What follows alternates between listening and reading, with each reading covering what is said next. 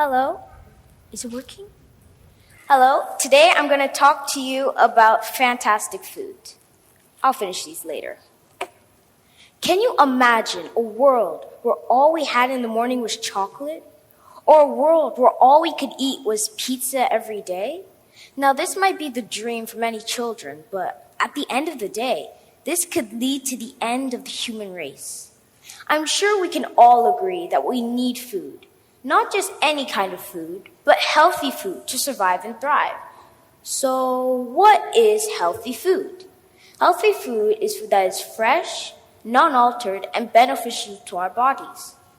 They help to provide essential nutrients our bodies need to function properly.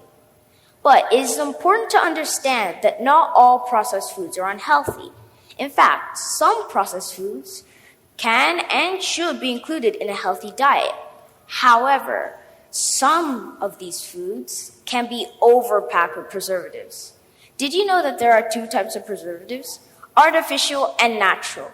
They both have the goal of preserving an edible item, but function quite differently from each other. Natural preservatives, like sugar and salt, have been used for decades in like jam and pickles, but artificial preservatives have been made in a lab to enhance a normal preservative's function to preserve an edible item. Many people react in contrary fashion to what was expected when food filled with artificial preservatives are eaten. This reminds me of the time I ate a cupcake that embarrassed me for months. A few years ago, I decided to spend my birthday in school and brought chocolate cupcakes. Big mistake. Immediately after the first few bites, my stomach started feeling funny, and before I could tell my mom what was going on, I made a mess all over my seat. Apparently, I was reacting to the preservative inside the cupcake, sorbic acid. My mom rushed me to the bathroom, but the damage had already been done. When our bodies start to fight the preservatives in food, or allergic reactions are triggered by them, there could be shocking results. On July 7, 1921, White Castle became the first successful fast food joint to open and serve people via vending machine.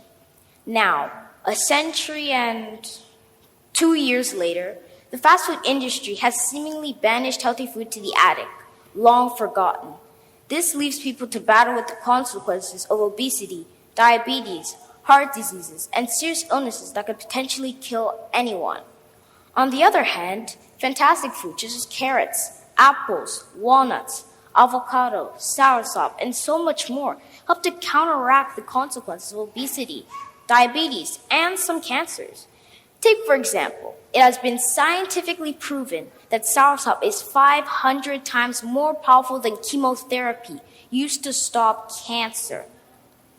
But how many people even know what soursop looks like or tastes like? In addition to that, healthy foods help to increase your energy levels when doing everyday activities, such as running or swimming. Foods like nuts, lean proteins, berries, bananas, and yogurt help to increase these levels. Furthermore, fruits like oranges, mandarins, and other vitamin C fruits help to regulate bowel movement and prevent you from getting constipated. Without a doubt, Anne Wigmore put it best when she said, "The food you eat is either the safest and most powerful form of medicine or the slowest form of poison." I suppose you could argue that healthy food is sometimes bland, boring, and tasteless. But that's not always the case. When healthy food is made well, it can be so good, you forget that it's healthy, like my mom's homemade pasta. Sorry, Dad. In conclusion, healthy food needs to be brought into the spotlight in a world where adverts about junk foods are at every nook and cranny. We need to create more awareness about the benefits of fantastic food. We can do this. Let's make a better place for our future generations. All this talking has made me hungry, so I'm going to go and finish my carrots and leave you guys in peace.